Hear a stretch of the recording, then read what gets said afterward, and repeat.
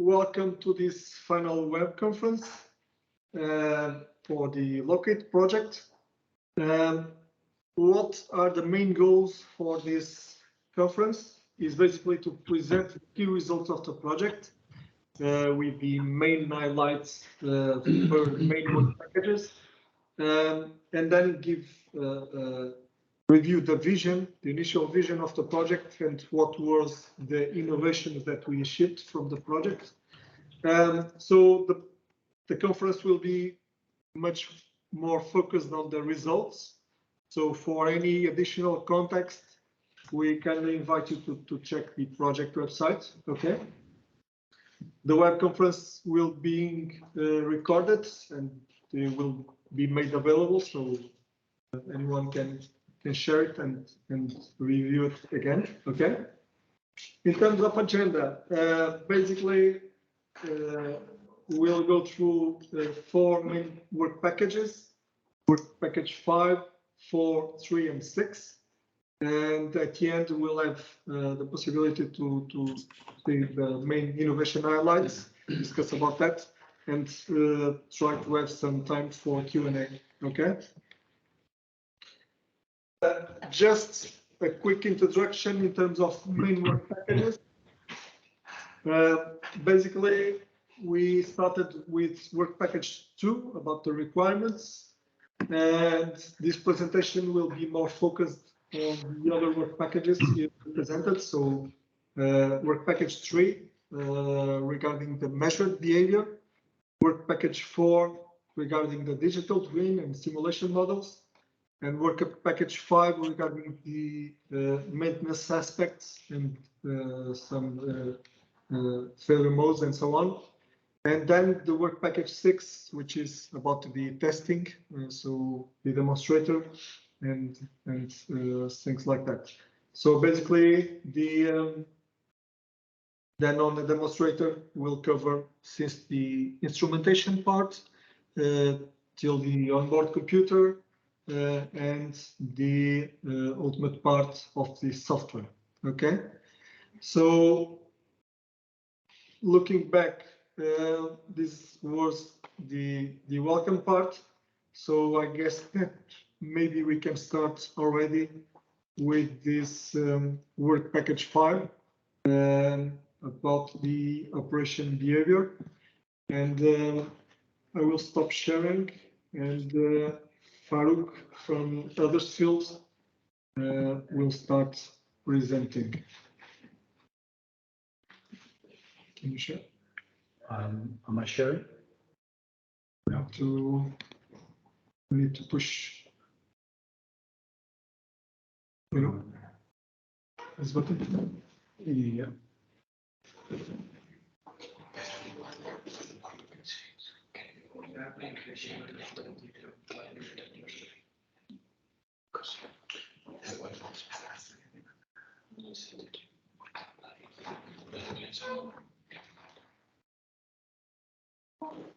Okay. So welcome everyone.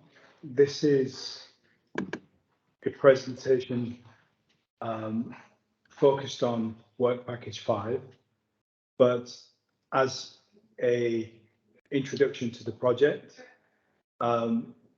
which extends Pedro's introduction a little bit further, looking at the structure of Locate. It is part of Innovation Programme 5, which is Technologies for Sustainable and Attractive European Rail Freight. It's to set up a complete procedure for condition-based maintenance of locomotive bogies and associated subsystems, to provide a reliable information about its condition, allowing effective maintenance decision-making.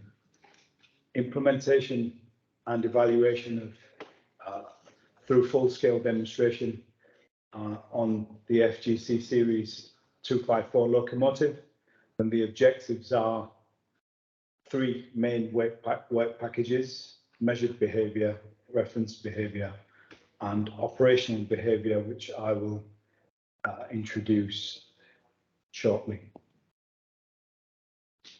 So the aims of and objectives of Work Package 5 are to develop a framework for condition-based maintenance and predictive maintenance of the bogies, which can be effectively integrated into the current fleet of maintenance programs. The objective is a comprehensive understanding of common failure mechanisms of the bogie, definition of decision-making framework for the locomotive bogie, and to produce a sound knowledge map for applying various optimization methods and tools in practical maintenance programs of the bogies, and to develop a prototype of software tools to support decision making and optimization of maintenance plans. As an introduction to some of the digital maintenance strategies, I've prepared a slide which describes some of the layers of maintenance that are traditionally employed in digital maintenance strategies. The lowest layer is corrective maintenance. This is run to failure, and some of the items there are described. A layer above corrective maintenance is preventative, and above preventative, which builds on the previous layers, is predictive. And the ideal final maintenance strategy, the optimal strategy, which is dynamic, could be a prescriptive maintenance system, and that is something that we would work towards building. Digital maintenance strategies have to be built upon technology and monitoring layers and foundation. Then that on top of that foundation, you can build descriptions of the assets in a digital format, which allows decision support to be implemented. This all works when a systematic approach to the analytical part is included, such as a descriptive, diagnostic, predictive, and prescriptive process with feedback from each. Our approach from the beginning was to establish a framework for condition-based maintenance on well-established and mature standards within the railway industry and other industries such as aviation, oil and gas, and others. And we tried to ensure that European technical norms, specifications were adhered to. RAMS analysis was employed, such as EN 50126, and we also investigated ISOs for diagnostics, prognostics, and looked at data architecture and specifically how prognostics could be employed in a complete rolling stock system, particularly pertaining to the locomotive maintenance system. Our approach is described in this slide, and it's mainly built upon describing the system behavior from the three work packages, i.e. reference, measured, and operational behavior. And around this, the ISOs for diagnostics and prognostics can be used to develop thresholds and rules for decision making.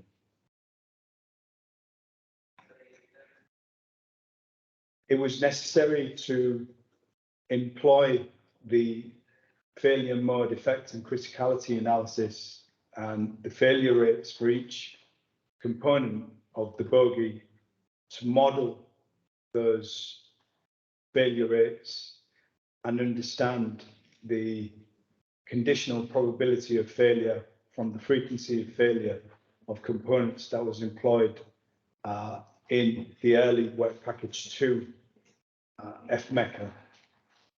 And from the FMECA, descriptions and models of the components can be extracted. We can see here that there is various curves, frequencies of failure. The orange curve seen here can be a description of an item that wears at a continuous rate, and you can see a linear degradation profile for items such as wheel rail contact. Go back, sorry. And another item such as the bearings would have a continuous failure rate, which is shown as a red, continuous red failure rate. And the other components have a similar description that can be modeled and described analytically. It was necessary to develop the predictive maintenance strategy using reliability analysis, as we described in the previous slide. So the point at where a failure is a potential failure is seen here on the left,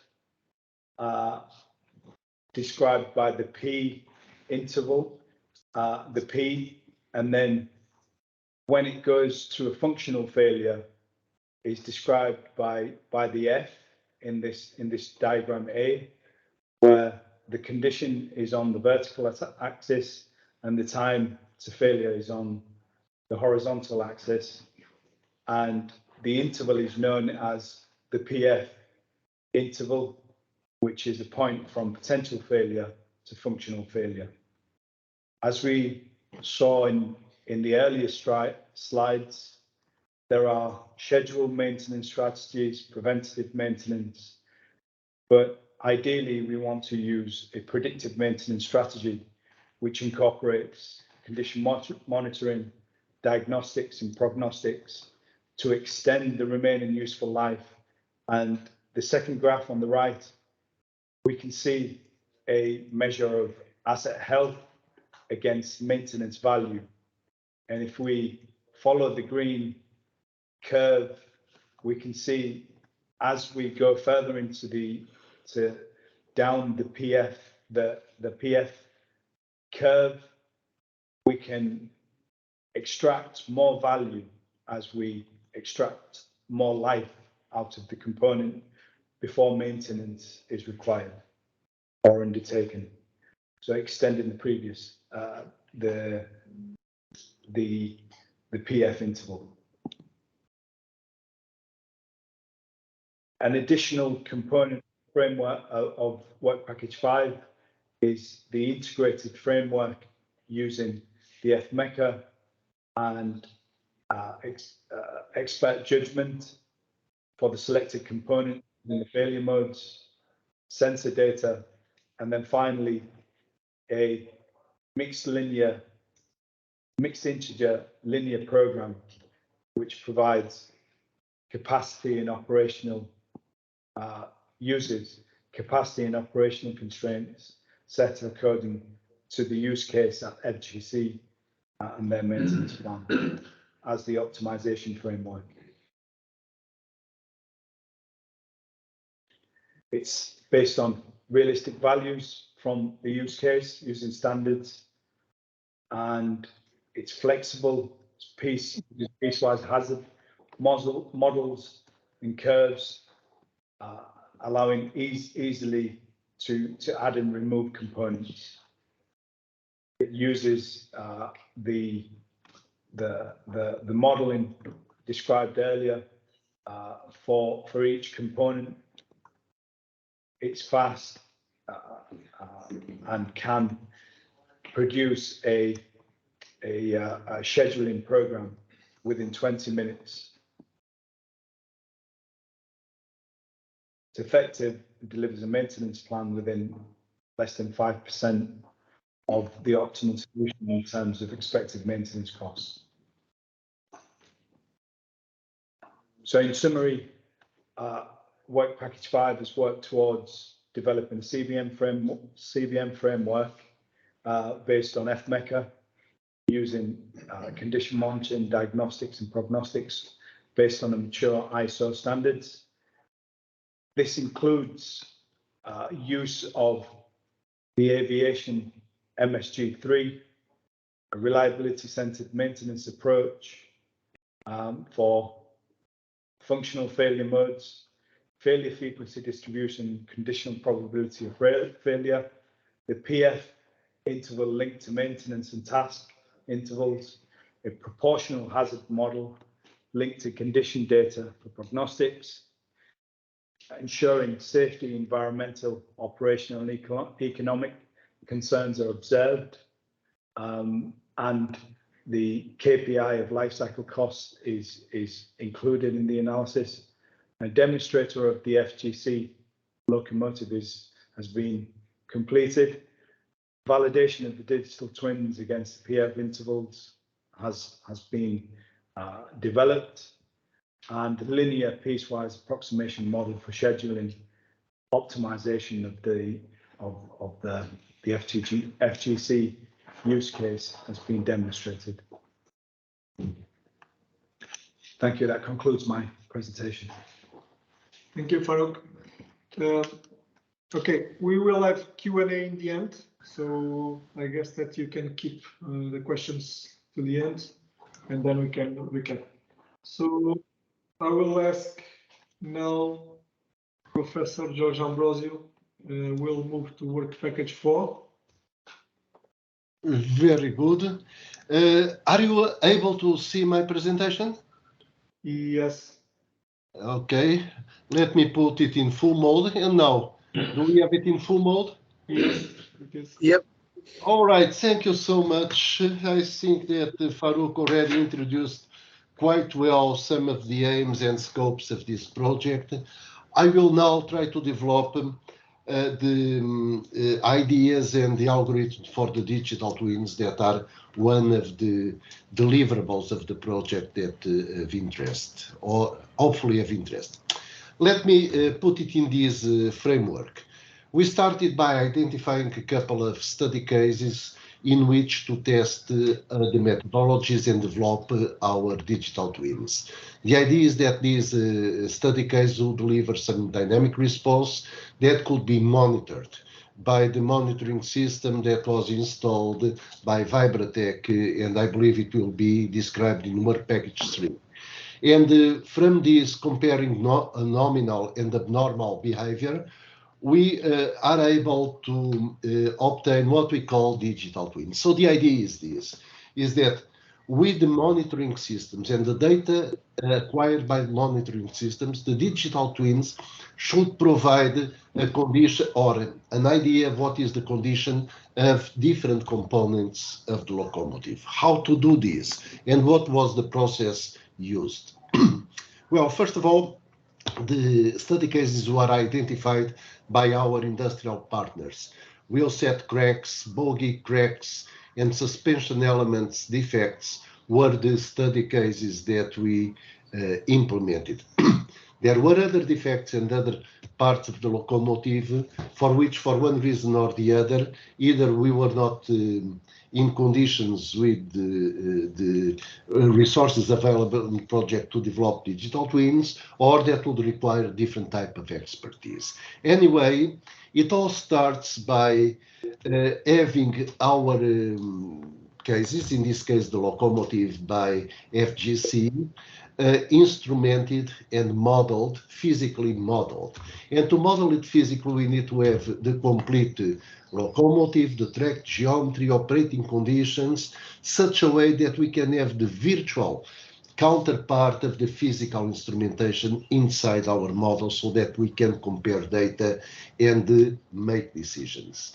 So the locomotive is this FGC 254, and one of the things that was important for us to understand is if there is any difference in the condition of the systems, in this case subsystems, if the locomotive is idle or is pulling wagons. So we decided also that we should model the wagons and try to understand if there was a change of behavior.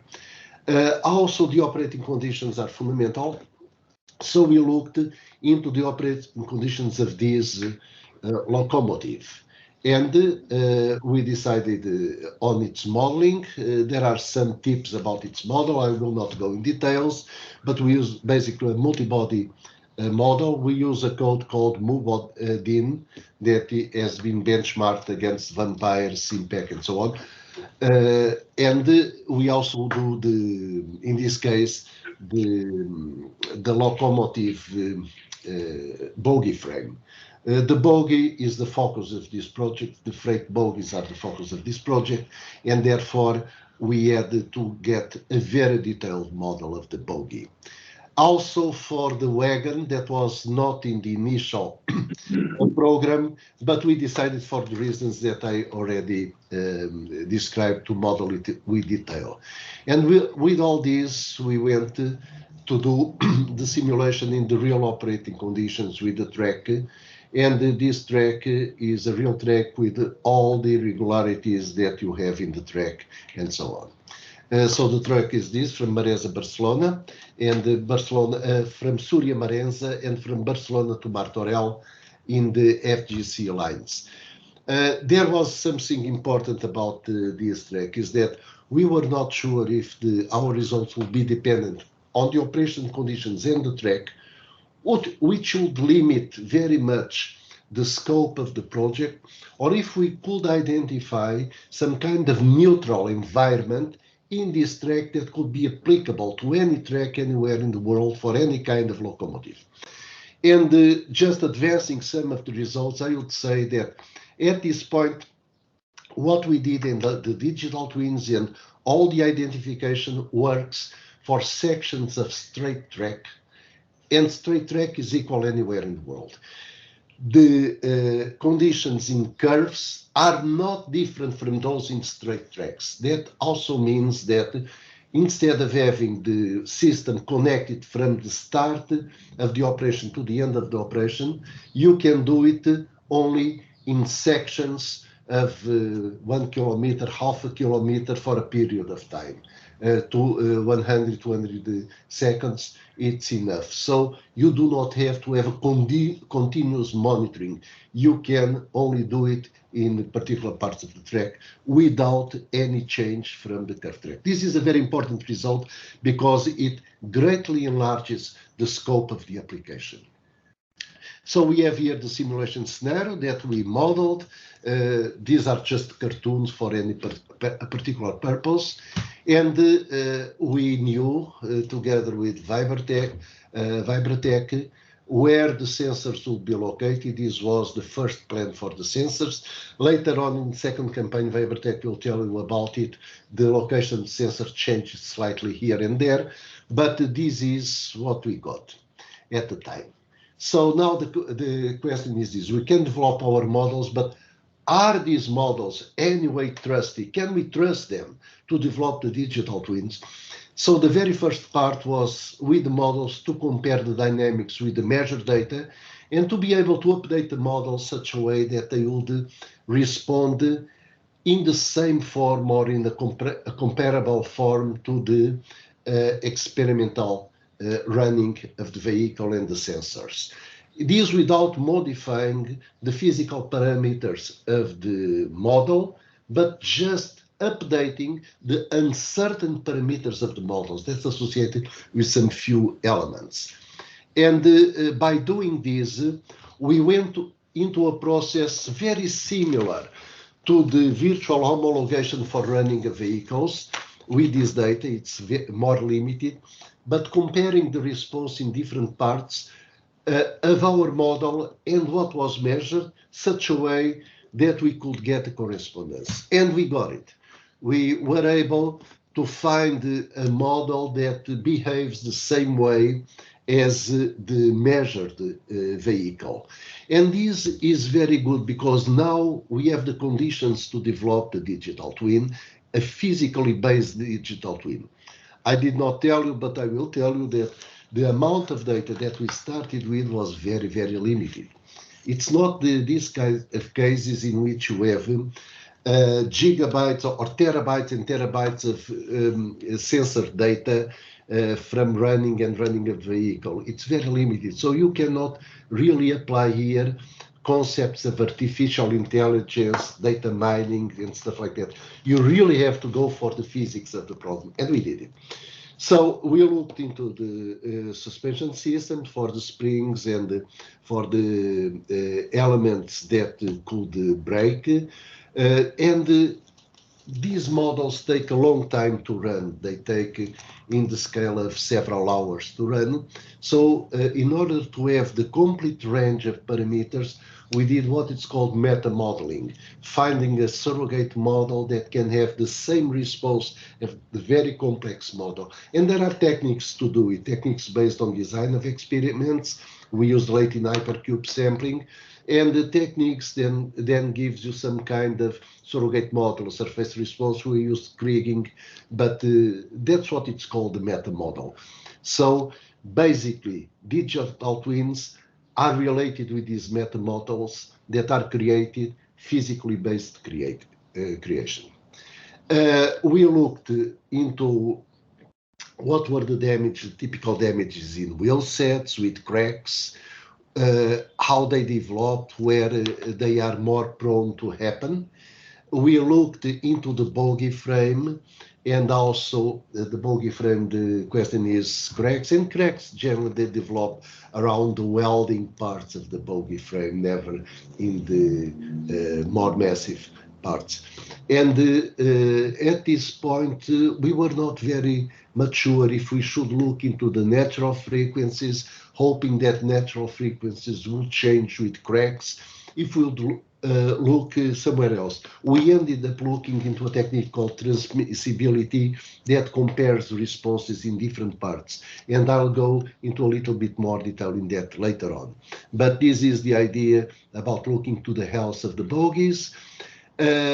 So basically, we looked into damage, fatigue, cracks, primary suspension, and we quickly noticed that the wheel sets, all the methods that we found were not very sensitive to the growth of the cracks.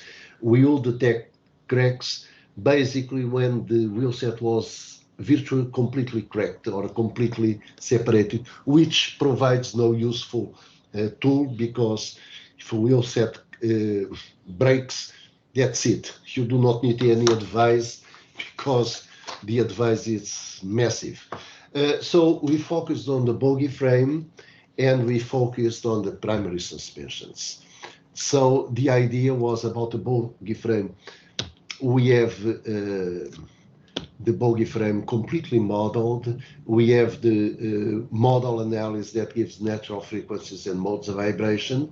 And we are able to create several models with cracks. And you can see in this figure in the top right figure, the modeling of a crack in a welding. So we modeled cracks in different places, and each one of the cracks, each condition of the cracks, the growth from 0 to 100% meant a different model. So now we have quite a good number of models to compare their behaviors and to understand how is their behavior related with the existence of abnormal conditions, with its health, and how is it related with the growth of these problems.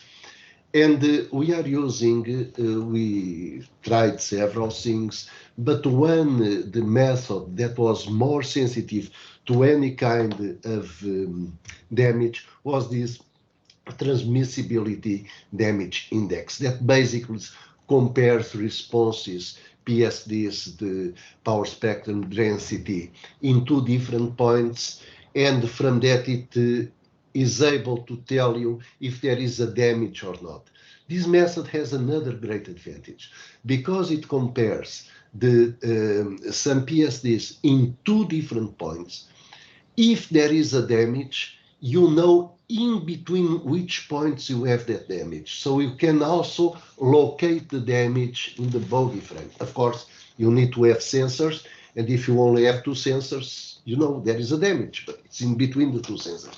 If you have 4, 5, 6 sensors, then it's much more located. And this is a great side product because not only you identify damage, but you also identify where does it take place. And this is extremely important for maintenance. So I will go very quickly over the results because we have a lot. But this graph that you have here about the transmissibility versus frequency, so it's in the frequency domain, it shows you something very interesting. In the nominal conditions, let's say called the healthy conditions, you do not have any difference between the transmissibility between two sensors until you get over 20% of the crack growing. You can notice that at 100%, the transmissibility is completely different and tells you there is a crack, but you would like to identify it when it grows after 40%. And the idea here, we have several of these gradual growth of the crack, and we can identify the initialization of crack when it's already developed to 40%. In the bogey frame, it's not so dangerous. You can still have a long time to act. So we did this for all the signals. We looked into occurrences, we looked into transmissibility, where the cracks were, if we could detect it, and so on.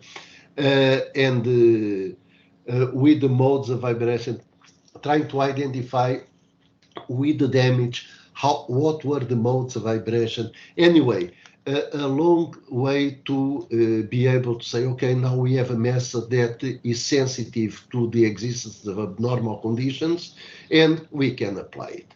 So that's what we did. We went to look to the TDIs in very different scenarios. How did we choose the scenarios? It's an important part, is that we could not be looking into every single combination, everything. It's with the design of experiments that we are able to decide which scenarios are important to build that, let's call it that meta model, that surface response. And we did an identical procedure for the springs and dampers. So you have several springs. So we have, in this case, 6 springs in a single bogie because you have 3 wheel sets in each side. You have an axle box. The axle boxes are suspended, invertedly suspended in the bogie frame by springs, and the damping is done by friction. So you do not really have dampers. This viscous damper is something there that they even associate to something that they call the secondary suspension. It plays some role, but the importance is springs and, of course, this damper. So we looked into a different method, also transmissibilities. And what do you notice? And this is quite an important result, is that we are able to identify damaged springs when they break. But if they get stiffer, like if they get locked by some material that got in between, these methods are not sensitive to the stiffening of these springs. And as I've said, the occurrences, stiffening occurrences, are not so obvious because it would mean some stone, some ballast getting trapped in between the springs, so it could not be formed. And that is not so prone to happen. However, breaking springs is more prone to happen, and these methods can detect them, and that's a very important result. So basically, we were able to redesign our experiment so that in a limited number of runs, we were able to get full behavior with all the variations. We got also a very important look into the threshold, so to say, okay, if these numbers are reached, watch out because something is happening. And so this identification of thresholds is what you will see here for all the combinations of damages of all the springs doing this. So many runs, And this is an important part. So we are able to say that if the TDIs are lower, a TDI of 1, it means that everything is nominal, everything is perfect. So if the TDIs, the transmissibility damage index, comes below a particular number, that means some problems are happening. And we were able to propose also not only the method for digital twin, but also some thresholds. Of course, these thresholds need to be validated, they need to be tested. Some campaign, they must be used with care. So going quickly now to the final results. So you see here, I'm just showing the methods that were used. We looked isolated failures, also coupled failures, and so on. And this is a very, very important result of this task. We are able to provide a digital twin that, if you look to everything on the left, is sensors. That means these are accelerometers or deformation measurement equipment, whatsoever that you install in the locomotive. And Vibratech installed all these. We are only working with whatever was installed. In the middle of these are the methods. So you do a power spectral density, you look to the reference indices. This is very quick to run because we are using meta models that give exactly the same response as the physical models because they are obtained with the physical modeling as I described. And then you get the condition indicators, and with the condition indicators, they are compared against the thresholds, and some warnings are generated or not generated. This basically means that all the process that's inside to post-process the data is almost automatic. And I should remind you again that you do not need to have the system turned on from the start to the end of the run. I mean the operation of the locomotive. You can simply turn it on straight tracks, and it keeps on giving you an update of the conditioning of the locomotive. I should also emphasize we looked into the frame cracks and into the suspension elements. And basically, we were able to get the thresholds, and this is an important part. So this is the result of WP4. There are some conclusions, and of course, we are able to work with this. We could expand this type of approach and methodology to other subsystem damage, having the resources, of course. And what is also very important is that we are working in a particular model of a locomotive, actually a pretty old locomotive. But all this procedure can be applied to any modern locomotive. And with an advantage, modern locomotives already come with a system of sensors for many reasons, even for air conditioning and stuff like that, that some of them can be reused or as a side product used in this type of digital twins, physically based digital twins, I should emphasize.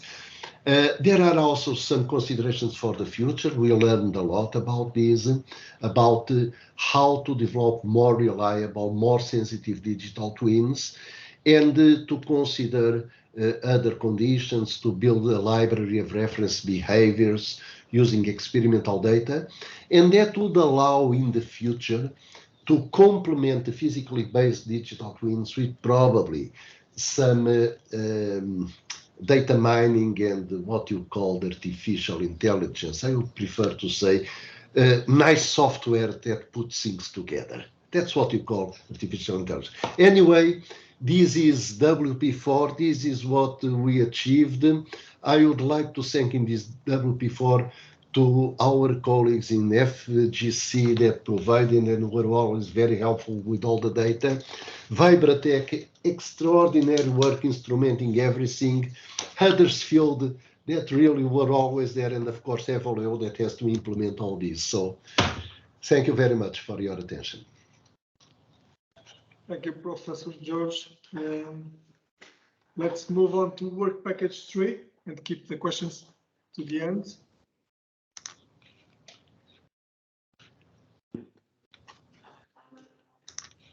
So,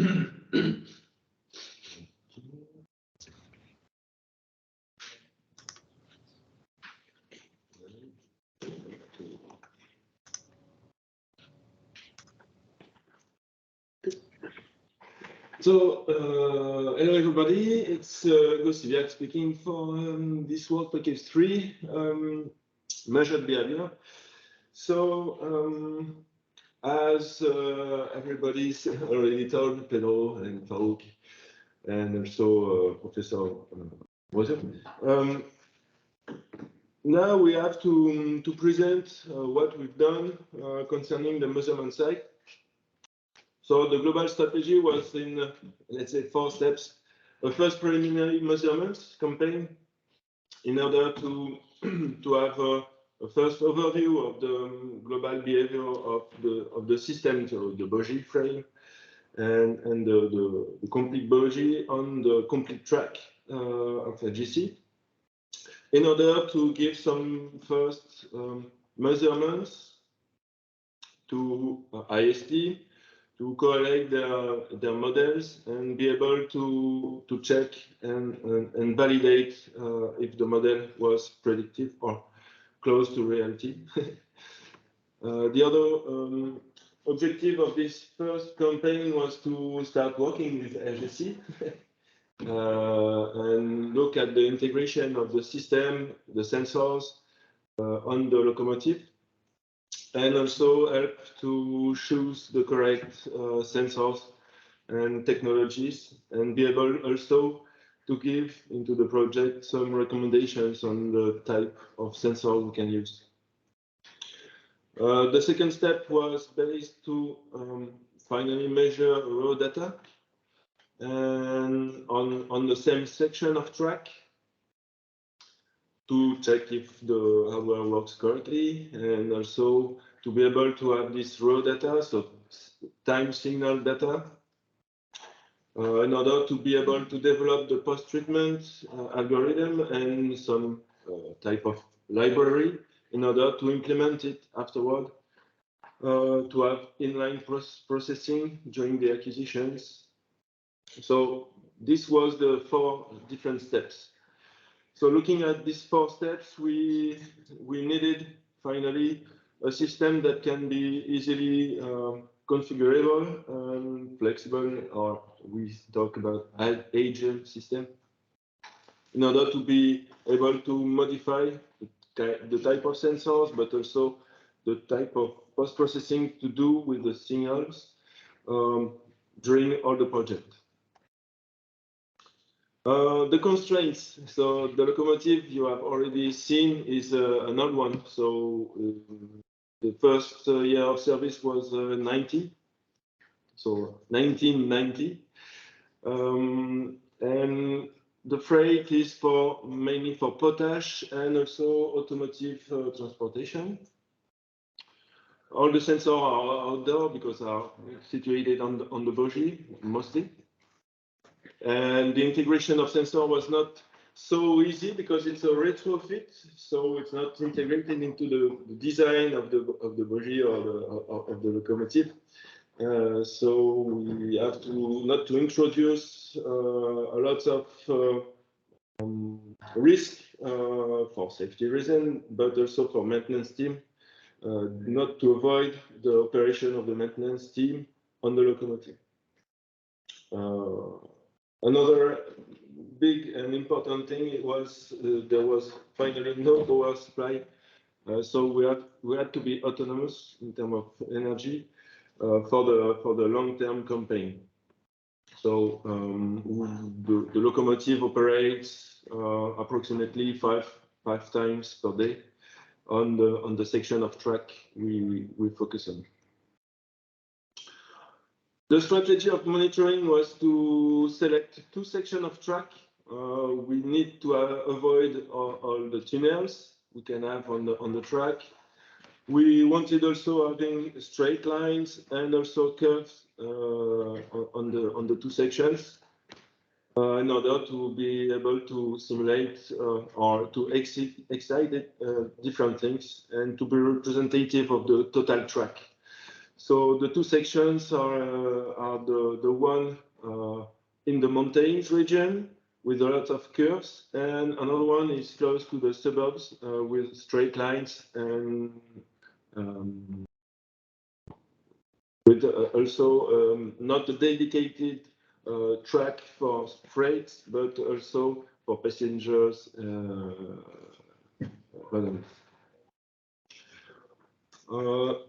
Here is one section. So the system should wake up and record only in the section of interest. The system configuration must be flexible to date recording, strategy, and post-processing, and it must communicate values and alarms. So the final architecture we retained for this demonstrator was we had to supply the power, so some batteries, a low power device that was developed by Evoleo in order to have a sort of GPS relay with low power consumption. And after that, we have the demonstrator box containing the onboard computer, the onboard units, the data acquisition systems, and the router in order to communicate data, but also to be connected to the cloud in order to be able to finally change the configurations of the demonstrator. So how it works? Finally, this diagram shows how it works. So we've got the sensor on the bOgie, or everywhere, the data acquisition system, and the software. The software is separated in different subsystems. So we need to deal with the raw data, this file manager, so we can export the data and transfer it into the specific format. We've got also a script run that allows to execute different scripts coming from, finally, the reference model that we can adjust in function of what we see on the first runs. And finally, we have to deal with the send data. So first we send the raw data, and after we send just alarms. So this is configured by using the cloud. Finally. So this allows a flexible architecture that we can easily configure at distance. Finally, some pictures of the box. So the onboard unit, the different configurations systems. So what we have is 20 analog channels. One can input with different numeric signals, temperatures, but also vibration signals, the computer, the power supply, the router, and the low power device that is on the box. So here it's into the locomotive. It's also to show the complexity of finally putting a system like that into a locomotive from the 90s that is full of potash, full of dust. And finally, into the locomotive, there is no specific location dedicating to retrofitting the system. So it's always complex to put the system and not changing all the maintenance operations inside. The measuring points we retain using the work package 4 analysis and the reference model. And the first correlation we have done with IST is this one. So we've got 19 DOF, so degrees of freedom of vibrations. So there is 3 accelerometers on the axle box. So A2, A1, A4, one in 3 axle direction. And most of the accelerometers on the bOgie side are biaxial accelerometers, so Y direction and Z direction.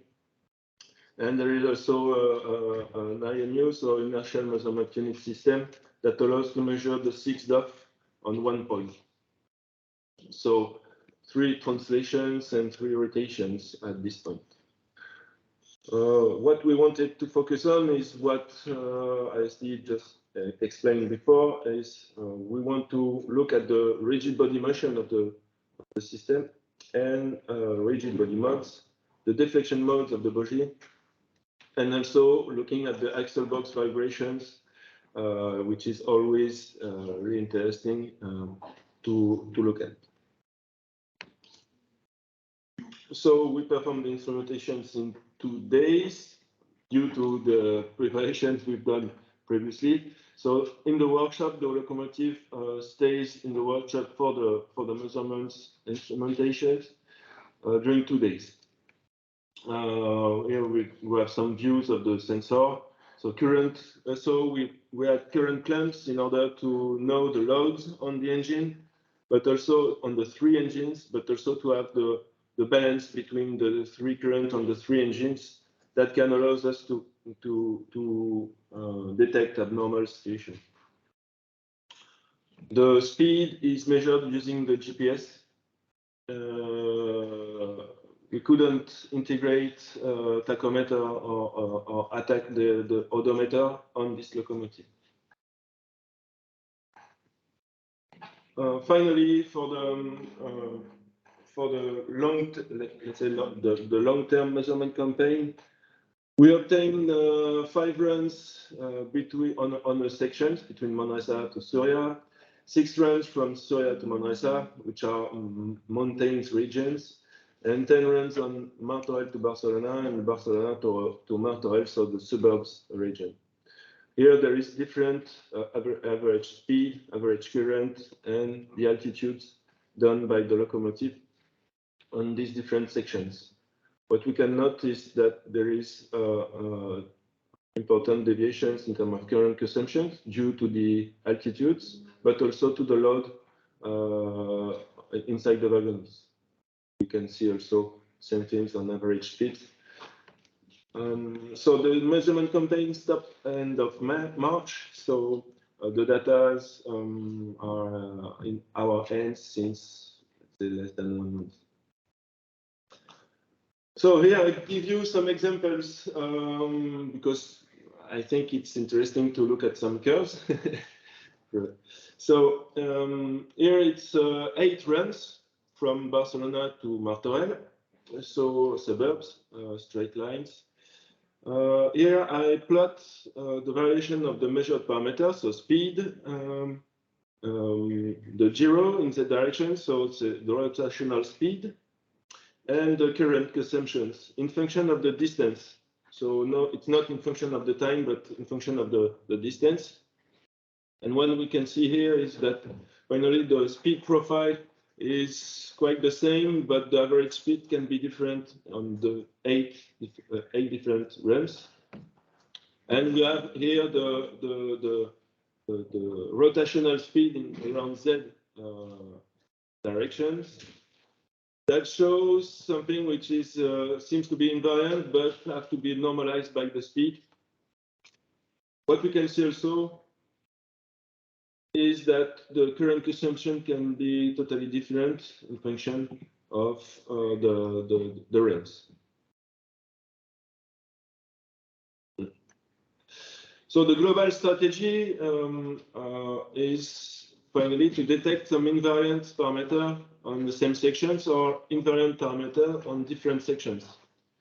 So what I want to show you right now is some examples, for example, on the rotational speed, on PSD profiles, looking at different accelerometers, and the transmissibility-based approach, as explained or already presented by ISD. So here is the same vertical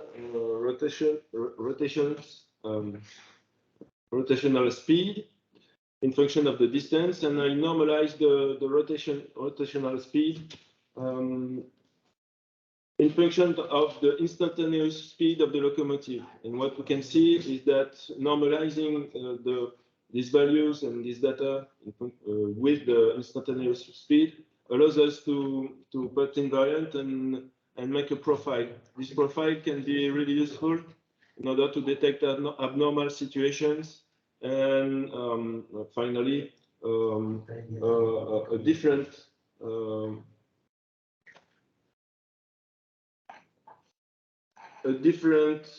behavior of the system due to, for example, a loose in damping or springs problems.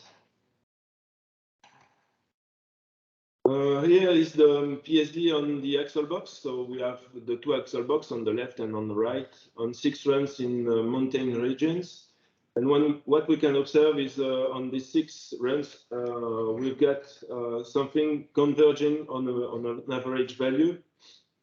And the profile are always the same, different from the left to the right.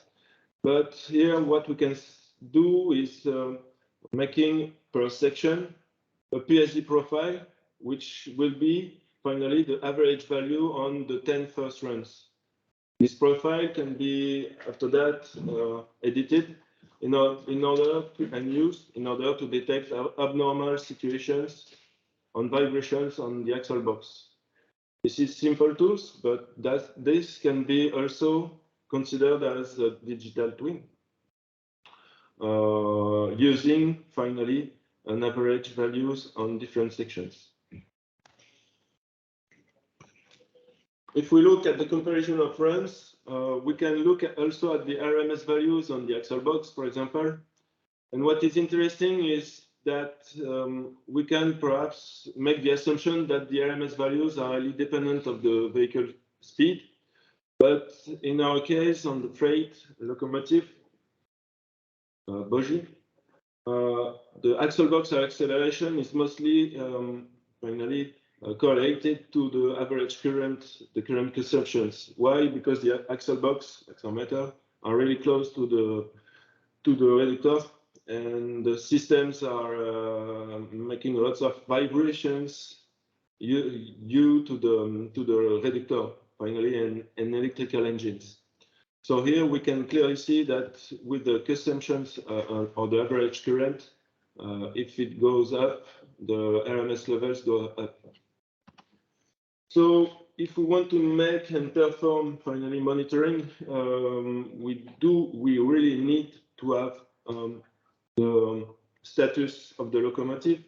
So having an access to all the information concerning the loads, the speed, and the status of the locomotive is really important to cross with the vibration levels we will measure.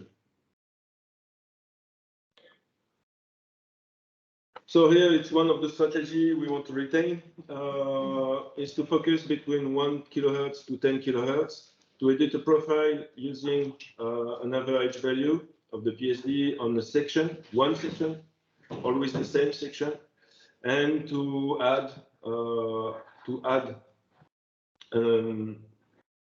multiply these average values by a certain amount of energy in order to detect abnormal situations when the new measurements will cross this profile. So it will help us to edit some alerts saying, okay, there is something different on the axle box when it crosses this section. We can try to do the same and looking at the bOgie frame in Z directions, for example, on 4 different sections.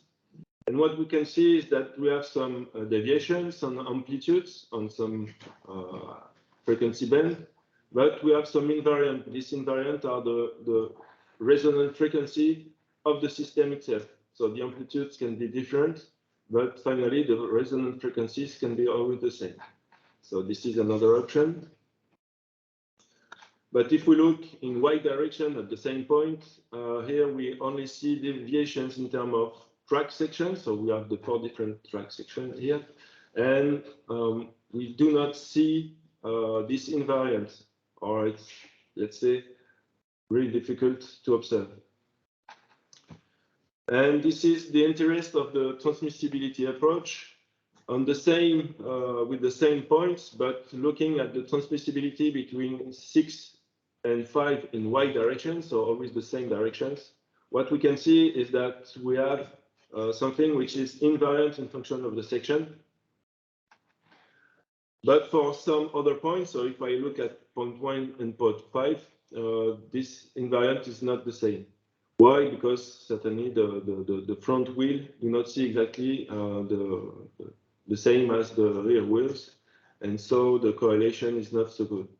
So there is really a big interest of using the transmissibility damage index, because this transmissibility damage index is a supply a scalar indicator that synthesizes all these transmissibilities and give us an overview of the system.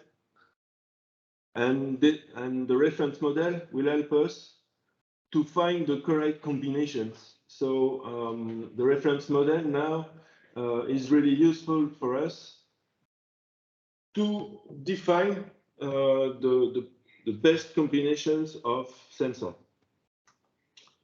So this is what we need to do, finally, is to cross now this reference model with the measurement behavior in order to check this TDI, transmissibility damage index stability, using the measurements. Try to define these thresholds using the knowledge in terms of stability of this TDI in function of the sections or in function of the runs. And finally, to detect this invariance to sections or speed or current. And finally, we did this a sort of library of monitoring based on this measurements analysis. And let's say we have now also to deal with the reporting and all the deliverables to synthesize everything. Okay. That's okay for me. Thank you very much, Hugo. So again, let's keep the questions for the end. I will share now. Let's move on to work package 6. I will share now the screen. Work package 6. And basically, it will be presented by FGC and UIC. So, Alvaro, the floor is yours. Well, hello everyone, and thanks for joining to the final web conference. My name is Alvaro, and I work for FGC. We are the end user of the project, and I would like to first recap for the aims and objectives of the work package. The main objective is the deployment, assessment, and validation of a condition-based maintenance scheme for the locomotive bogie. That means, as you can see from the previous presentations, installing sensors, having the data, and then have these insights to the guide of for maintenance. And well, in the end, find opportunities to improve our maintenance scheme. And then, based on the data acquired in the operation, we would validate this full predictive maintenance scheme in comparison to the original scheduled maintenance plan. Well, first, let me introduce our freight services. At FGC, we carry out mainly passenger transport. But we carry out freight services. We have 3 locomotives that were put into service in 1990. And they work normally 7 days per week. So the maintenance has to ensure a lot of availability of these locomotives. There are 2 main services we carry out, which are the transportation of cars from the factory of SEAT to the port of Barcelona, and the car pieces from the port to the factory. And then we also carry out the freight service from the potash mines of Suria to the port of Barcelona.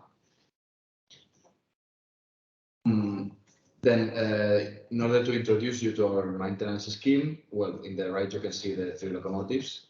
And then, well, the maintenance procedures are separated mainly into corrective maintenance and preventive maintenance. And the preventive maintenance, we have the predictive maintenance, scheduled and conditional. So for the corrective maintenance, the maintenance actions of this kind of actions are the ones that are not expected and are detected during the operation. So you detect malfunctioning, you evaluate the effect, and if you cannot provide the service in a proper manner, then it is corrected immediately. And if it's not, then we create a working action. And then at the scheduled maintenance, we apply the maintenance action. Then for the preventive maintenance, we have the main one is the scheduled, which is the periodic inspections that we carry out, in which we basically do visual inspection, check the different components, and then we gather some data, but of course not in a massive way, but we record some information that is used for other maintenance actions, and then we also carry out several maintenance actions which are they are in our manual for maintenance, and then these are replacements or in situ repairments. So this is basically the main activity. But then we have the conditional maintenance, which is when we carry out a measurement and it's not in an acceptable range, then we carry out, we apply the conditional action. For example, the sandbox, if it's not full, if there is not enough sand, we put some sand. Then we have the predictive maintenance, that of course is not as complete as the one studied in Locate. And this is, for example, for the wheel profile. We measure the wheel profile and then we introduce the data into a document, an Excel sheet, and then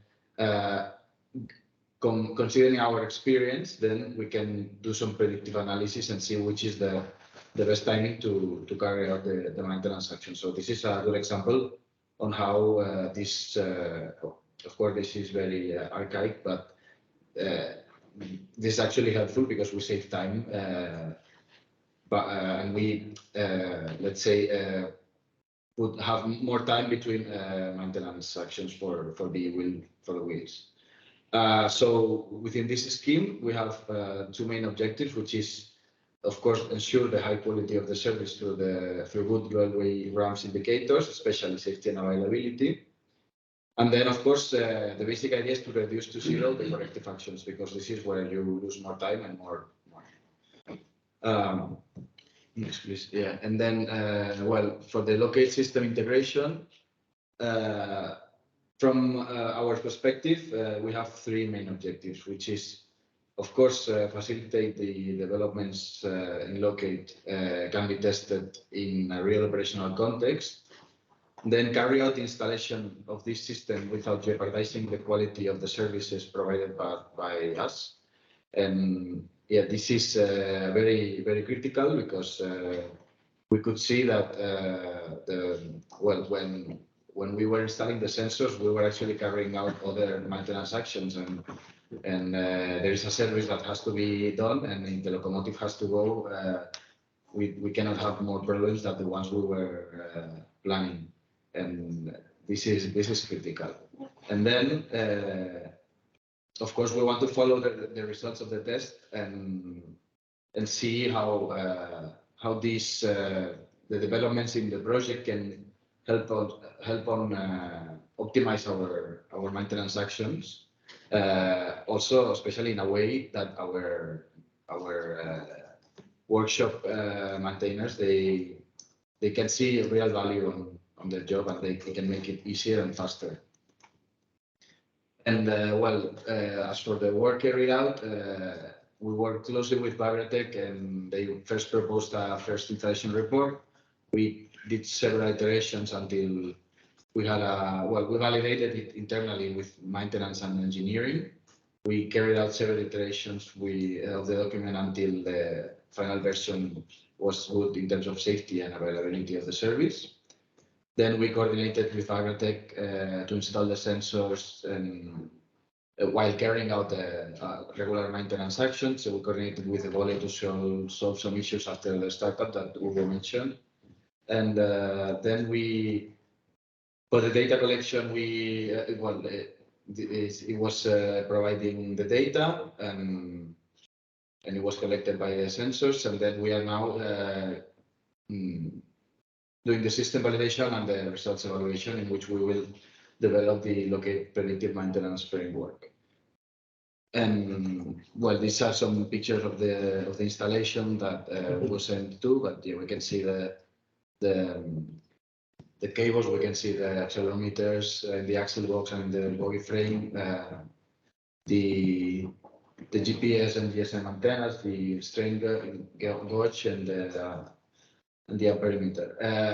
Also, I would like to add that these sensors, of course, if we, as Hugo said, it's retrofitting. So if we have to separate the volume of the locomotive, then the sensors are not well put in place. But while the operation was carried out, we had no complaints of our drivers or our workshop workers. So just to say that these sensors were actually not an issue for our regular actions. And now I leave the floor to Alan from USA. Yes, good morning, everyone.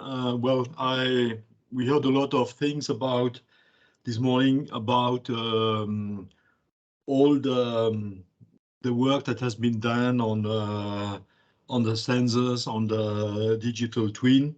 We understand that the reference model will help us in the future to generate alerts, and these alerts will be considered by the FGC, fleet management, in order to organize the work in a better ways.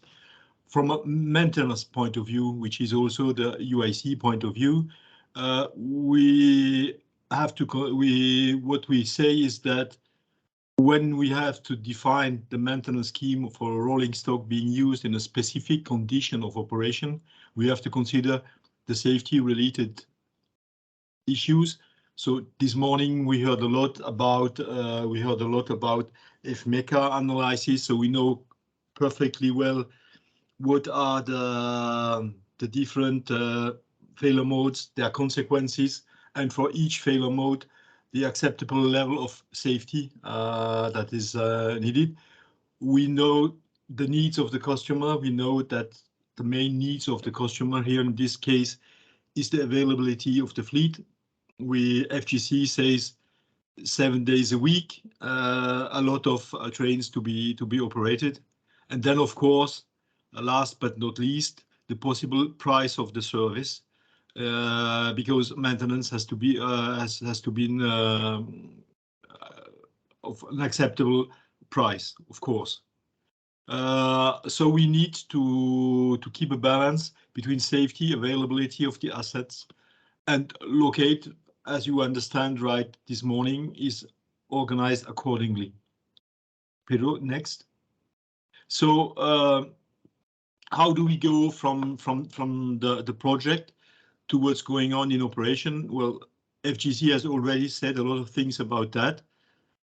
We had use cases that were defined in deliverable 2.1.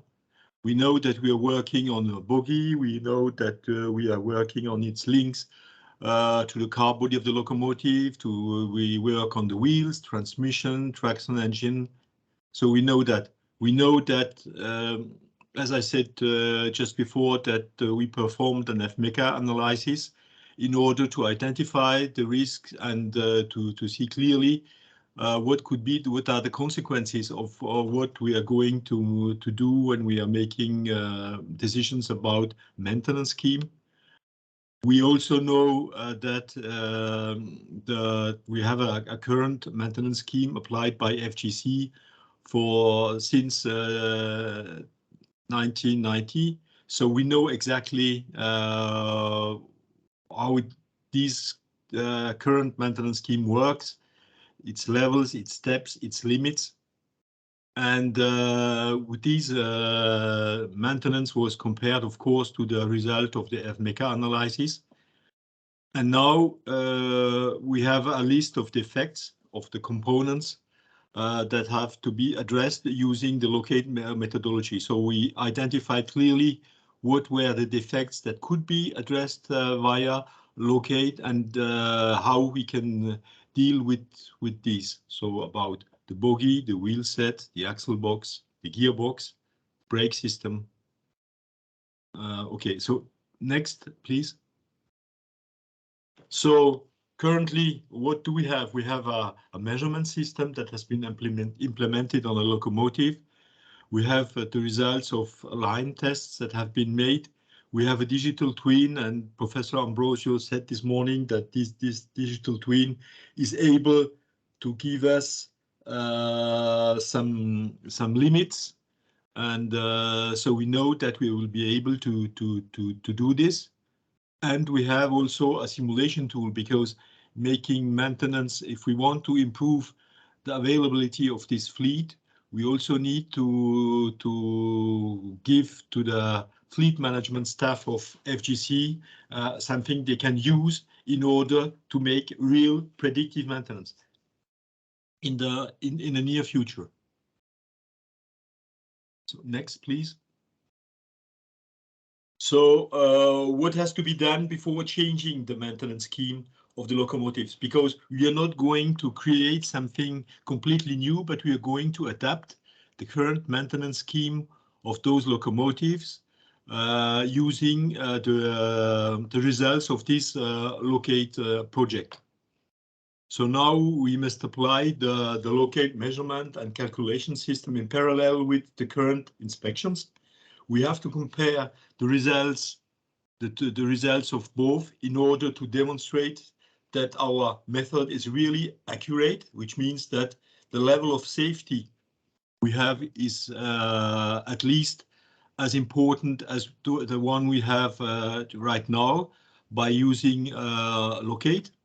And we have to establish the time between the detection of a defect, of a coming defect, and that the time the time that is given to us, to the fleet management, to organize the interventions by minimizing the time required by the maintenance. Because if we want to increase the availability of the fleet, we need to be able to organize the repairs to be made according to this. So currently, this is the current status of our project, and well, with this we are going to extend to the mechanical parts of locomotives, of rolling stock, what we are already doing on other rolling stock for the electrical part, because for the electrical part we have a lot of information coming directly from the train,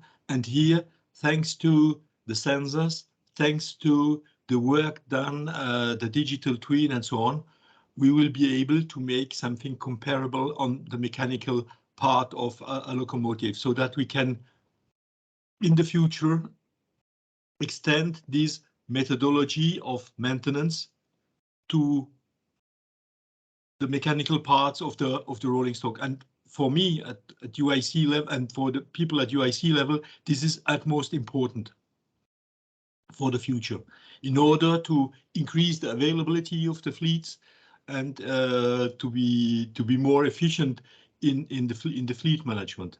And of course, if we want to go on, and I think someone from FGC told us just a few minutes ago, we have to work with the technicians in the workshop. We have to compare the results of what we are providing here via locate with what those people see on the locomotive every day. And thanks to what on the tools that we can provide, this is possible, and this is the good way of evaluating from traditional way of making maintenance to this new way of making maintenance. So for me, really nice step forward in organizing in a better way the maintenance of the rolling stock. Thank you very much for your attention. Thank you. Thank you, Alan. Let's move to the last presentation. I will start sharing.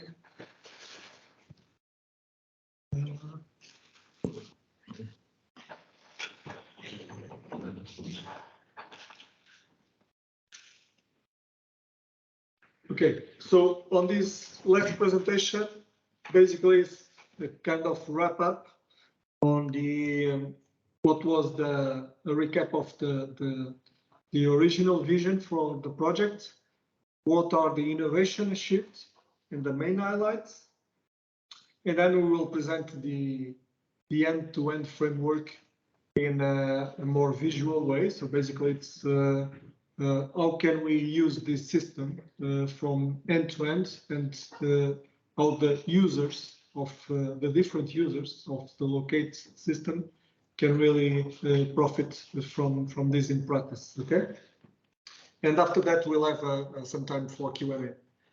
So a recap of the vision. So basically this is taking directly from the grant agreement.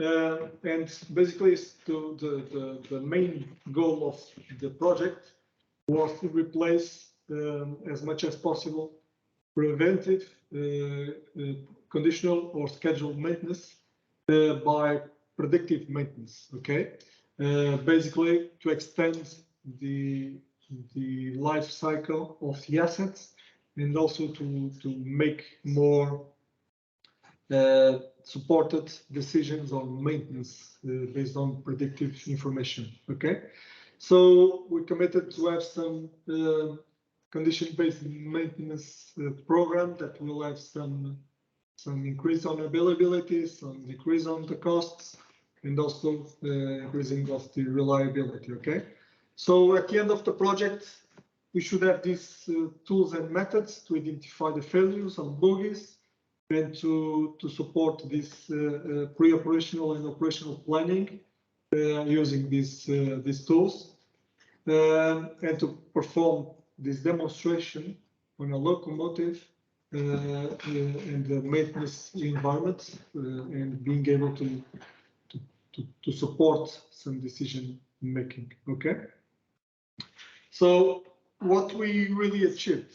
So we achieved, based on these digital twins and this modeling, a set of sensors and models to detect the failures and measure the condition of the bogie. Okay, more successful in some components than others. Okay, and with this we can create a database of some reference behaviors for the locomotive that will be helpful as historic information to try to get some trends and also some comparisons of the different behavior measurements. Okay, this is quite useful, and also to extract information, to data mine on top of that, and to extract some better degradation models,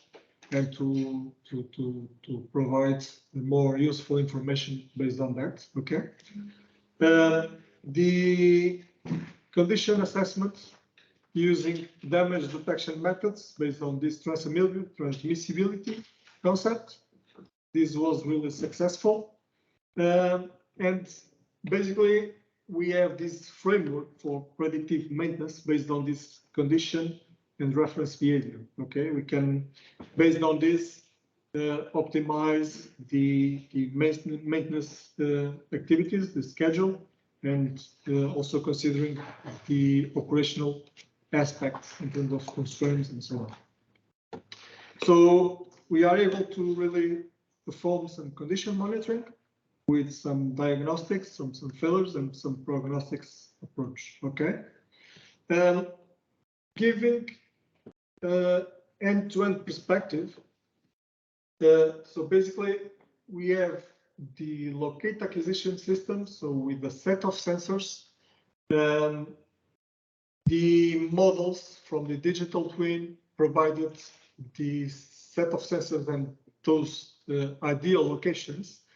But it's interesting to see that in practice, the locations of the sensors needs to be adjusted because this is retrofitting with all the conditional things attached to it. But the data analysis results are quite similar, which means that the models are quite robust to that, and we have this flexibility that can be applied on the retrofitting. Okay, so we have this set of sensors. Then we have one onboard computer with acting as an edge computer, where we are running the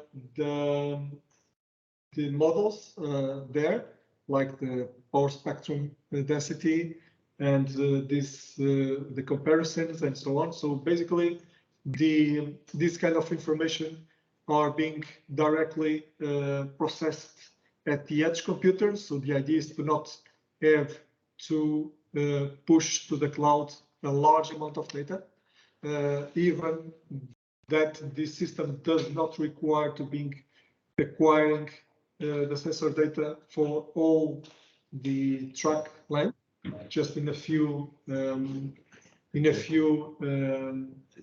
short of sections. Okay, but with this we can have two things: one, reduce the amount of data, and also to be able to generate near real-time notifications. Okay, and we'll see in a bit. Then we have this infrastructure where we push this information to the cloud. We can also push the raw data if we need in terms of modeling calibration and so on. Then on the cloud, we will have all the infrastructure for this data pipeline in terms of data management, the relation with the digital twins, the reporting, and the connection to the user interface software. Okay. And next we'll present the different users' perspective and the software. So basically, as usual, every software starts with a login interface. But here the approach was, let's try to do what is called mobile first design, because this really stresses the needs of usability and the usefulness of the information presented to the user. Okay, this is not a solution for the entire framework, because there are some cases that when we need more details and more supportive information for maintenance, optimization, and so on, of course, this software needs to be running on a tablet or on a computer with larger screens with different levels of information. But this gives a good overview of what would be the dashboards, the interfaces to the different users. Okay, and we can clearly identify at least 3 different users. One, the train driver, which will need near or could receive near real-time notifications for decisions, like stopping the train or trying to really understand on local what is going on with something. Or we have a user that is interested on the asset status, what is the asset status in terms of remaining useful life, it is in good shape or not.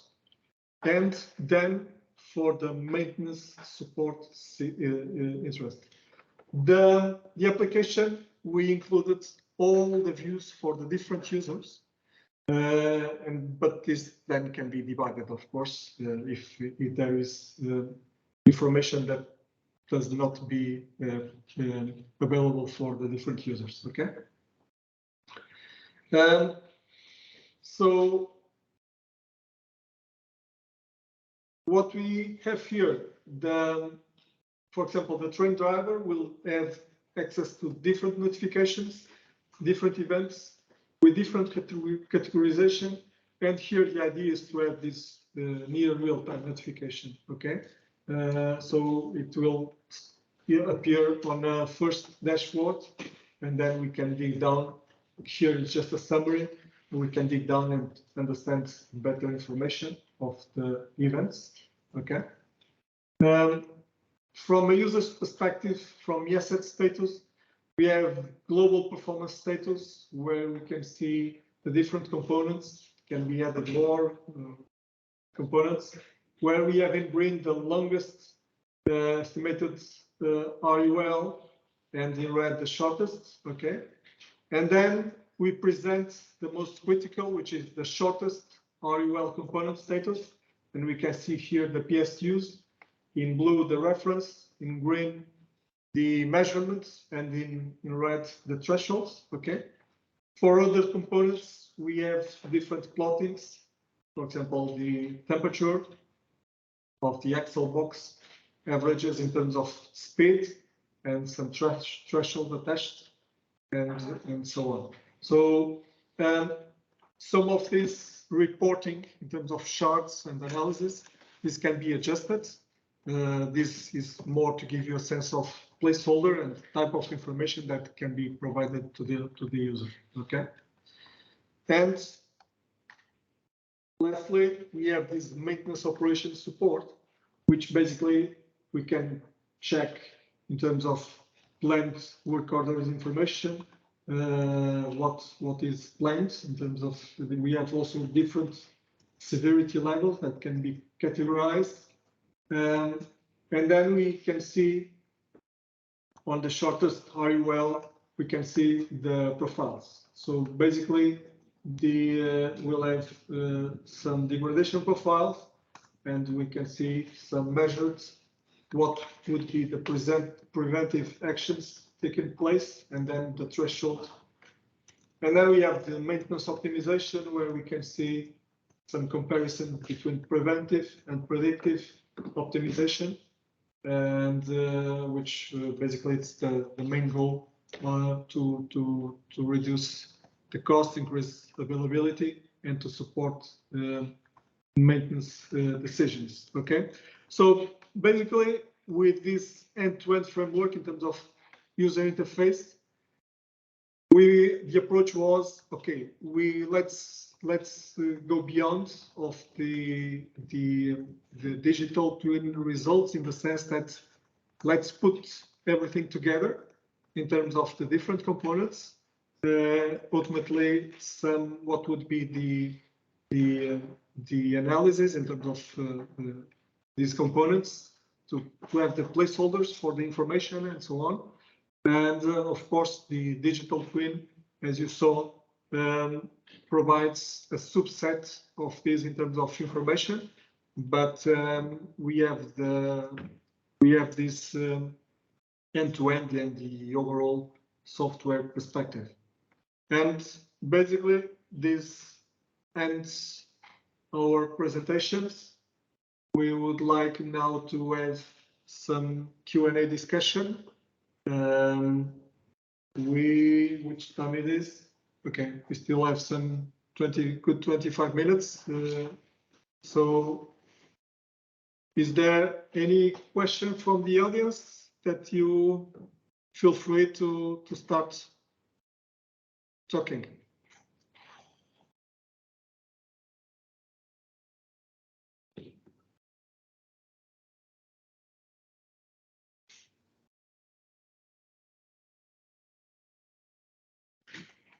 No questions? Or by chat, you can just type on the chat the question, and we'll try to answer that.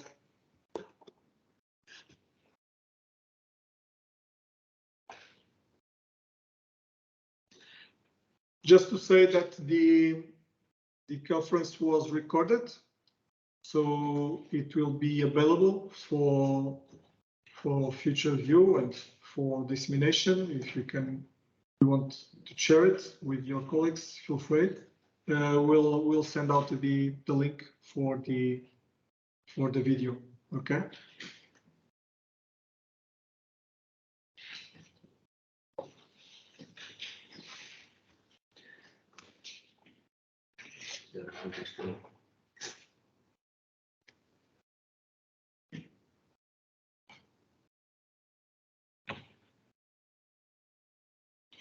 Okay, if is there no questions, I guess that we can conclude here. And on the share of the video, there will be also some contact details that if you want, you can drop a message, an email with some questions, and we'll be happy to answer that. Okay. So let's wait just 1 minute more if someone wants to put any question. Otherwise, we will close the webinar.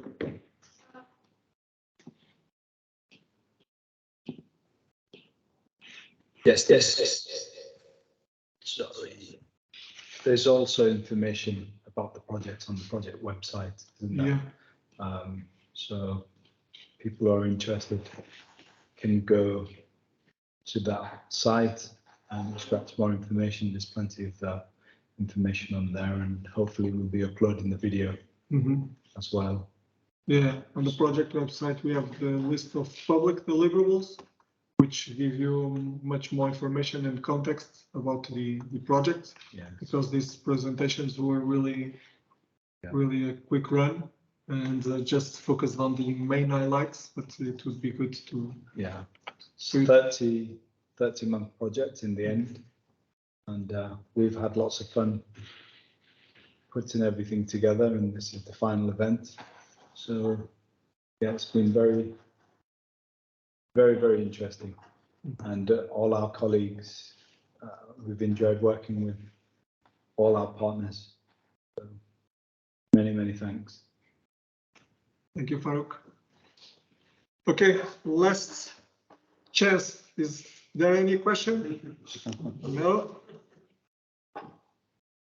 Okay, I would like to thank to all the partners and to all the participants. It was been a pleasure, as Farouk said, for the project, and now even more because we are presenting the results, and we are quite excited with all the results, what we achieved. And it was not everything perfect, I'm not saying that, but of course it's like every investigation development project, but I guess that it's the results talks by themselves. So okay, thank you very much, and we will share then the video of this presentation. Okay, thank you. Bye-bye. Bye-bye. Thank you.